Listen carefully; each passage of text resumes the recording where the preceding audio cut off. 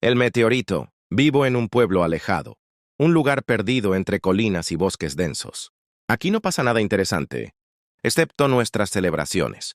Cuando festejamos el aniversario de la fundación del pueblo, es el único día en que todos se reúnen en la plaza, beben, bailan y olvidan sus preocupaciones. Ese día es sagrado para nosotros, una pausa en la monotonía de nuestra existencia. Pero algo extraño ocurrió este año, algo que cambió mi vida para siempre. Justo la madrugada después de la celebración, cuando la mayoría de los adultos aún dormían la resaca, cayó el meteorito. Juré haber visto un destello verde intenso en el cielo y haber sentido el temblor cuando impactó en el bosque al norte. Fue como si la tierra se estremeciera en un susurro sordo, un rugido apagado que solo unos pocos escuchamos. Se lo conté a mis padres por la mañana, pero se rieron. «Seguro lo soñaste», dijo mi madre mientras preparaba el desayuno. Mi padre ni siquiera levantó la vista del periódico. Si hubiera caído un meteorito, los noticieros estarían hablando de eso, agregó con un tono seco. Llegué a pensar que lo había imaginado, pero al ver a mis compañeros en la escuela, fue lo primero que me contaron. No era solo yo, Ethan y John lo habían visto también. Sus ojos brillaban con la misma emoción y nerviosismo que sentía. Nos preguntábamos por qué los adultos lo ignoraban. Tal vez estaban demasiado agotados después de la celebración. O quizás no querían aceptar lo que había pasado. ¿Y si es un meteorito mágico?, bromeó John con una sonrisa de lado. Nos reímos, pero en el fondo había algo inquietante en todo esto. «Vamos a investigar», dijo John con determinación. «No nos culpes por ser tan osados. A los 14 años, en un pueblo tranquilo, es difícil encontrar algo emocionante que hacer. Decidimos encontrarnos a las 6 de la tarde, después del colegio y de terminar nuestros deberes. No queríamos que nuestros padres sospecharan nada. Nuestro grupo estaba compuesto por Ethan, el más alto y corpulento de nosotros, John, el nerd del grupo, siempre con sus teorías y su obsesión por la ciencia, y yo, el más escéptico, aunque algo dentro de mí me empujaba a seguir adelante con esta locura. Nos encontramos en la entrada del bosque, justo cuando el sol comenzaba a ponerse, tiñendo el cielo de un naranja intenso. Llevábamos linternas, mochilas con botellas de agua y algo de comida, como si nos preparáramos para una expedición real. Caminamos entre los árboles, guiándonos por el rastro de la caída. El ambiente cambió a medida que nos acercábamos. La temperatura descendió levemente, el aire se sintió más denso, más pesado. Algo estaba mal. No había animales.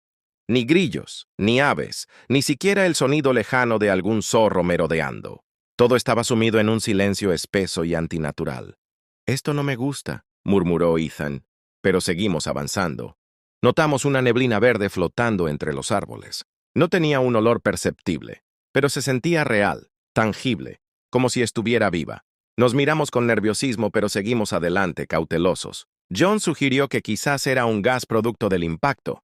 «Algo como esto debe haber alterado el suelo», dijo en un intento por calmar nuestras preocupaciones. La neblina se hizo más espesa conforme avanzábamos. Apenas podíamos ver más allá de unos pocos metros. Sentí un escalofrío recorrer mi espalda, pero me obligué a continuar.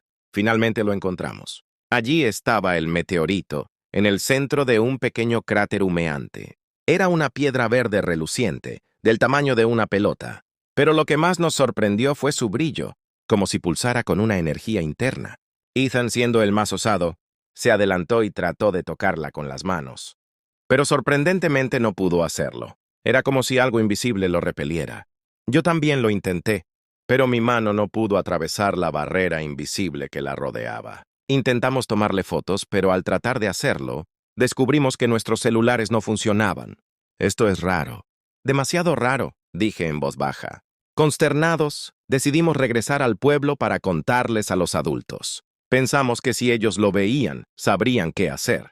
Con esa idea inocente, emprendimos el camino de vuelta, sin imaginar que ya era demasiado tarde. Y esa noche, todo comenzó a ir mal. Al llegar al pueblo, notamos que la niebla verde estaba presente.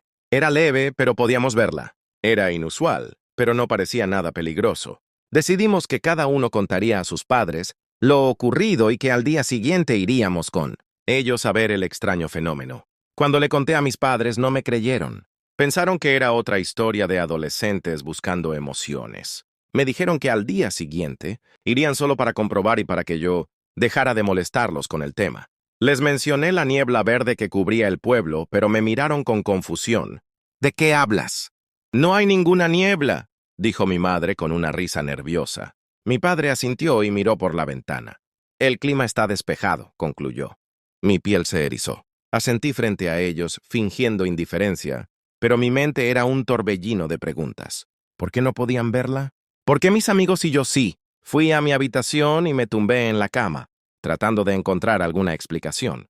El sueño me venció, pero no duró mucho. A eso de la medianoche, un estruendo me despertó. Me incorporé sobresaltado y de repente escuché gritos. La voz de mi padre se elevó en la casa. «¡Mis pulmones arden!», aulló. Corrí hacia su habitación y vi a mi madre desplomada en el suelo, su rostro contorsionado en una mueca de agonía. Mi padre cayó de rodillas. Su piel se tornaba de un tono verdoso, casi brillante. Desesperado intenté ayudarles, pero no sabía qué hacer. Ve por el médico», susurró mi madre antes de desmayarse. El terror me nubló la mente. Salí corriendo por las calles del pueblo. El aire era denso, pesado, cargado de aquella niebla verdosa. Entonces lo vi. El médico del pueblo yacía en la acera, retorciéndose de dolor. Intenté hablarle, pero solo me miró con un rastro de desesperación antes de quedarse inmóvil. Toqué su cuello, buscando su pulso, y mi estómago se revolvió. Su piel estaba extrañamente fría y brillante, con un matiz verdoso que no parecía humano. Miré a mi alrededor y la realidad me golpeó con fuerza. La niebla era más espesa ahora, cegadora. Los gritos resonaban en todas direcciones. Tropecé con varios cuerpos en mi camino de regreso. Algunos aún se retorcían en agonía, otros ya no se movían. Mi corazón latía con fuerza, mi respiración era errática. Sabía lo que estaba pasando. Todos los adultos estaban muriendo. Cuando llegué a mi casa, el silencio era absoluto. Entré temblando y los vi. Mis padres estaban allí, inmóviles, con los ojos abiertos, reflejando el terror de sus últimos momentos. Me desplomé entre ellos, llorando, abrazando sus cuerpos sin vida. Esperé mi turno. Esperé que aquella niebla me matara a mí también. Pero no ocurrió nada. El amanecer llegó, y la niebla comenzó a disiparse. Me levanté con la sensación de haber vivido una pesadilla, pero la escena a mi alrededor me recordaba que era real. Salí de la casa y vi a mis amigos. Ninguno de nosotros entendía por qué seguíamos vivos. Caminamos por el pueblo observando el horror. Todos los adultos habían muerto, sin excepción, todos con la misma expresión de pavor, como si hubieran visto algo inimaginable antes de morir. Los celulares y radios no funcionaban, así que decidimos enviar un grupo a un pueblo vecino para pedir ayuda. Cuando la policía y los soldados llegaron, nos hicieron preguntas. Les hablamos de la niebla, de los síntomas, de la muerte de los adultos, pero la niebla ya no estaba, ni rastro del meteorito. No pudieron hallar pruebas. Los científicos dijeron que un pequeño meteorito había caído cerca del pueblo, pero que se había desintegrado antes de impactar. Concluyeron que un virus desconocido había sido el causante de la tragedia.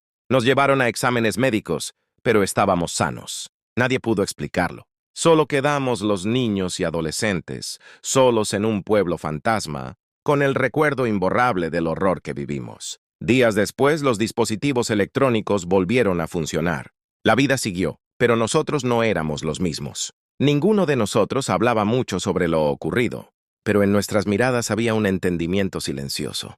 Algo más había sucedido aquella noche, algo que el mundo no entendería. Ahora, mientras veo las noticias en la televisión, un escalofrío recorre mi cuerpo. En la pantalla, el presentador informa con voz tensa. Una lluvia de meteoritos ha sido detectada. Miles de ellos caerán alrededor del mundo en las próximas horas. El miedo se instala en mi pecho. La niebla verde no había sido un evento aislado. Lo que ocurrió en nuestro pueblo estaba a punto de repetirse, pero esta vez en todo el mundo.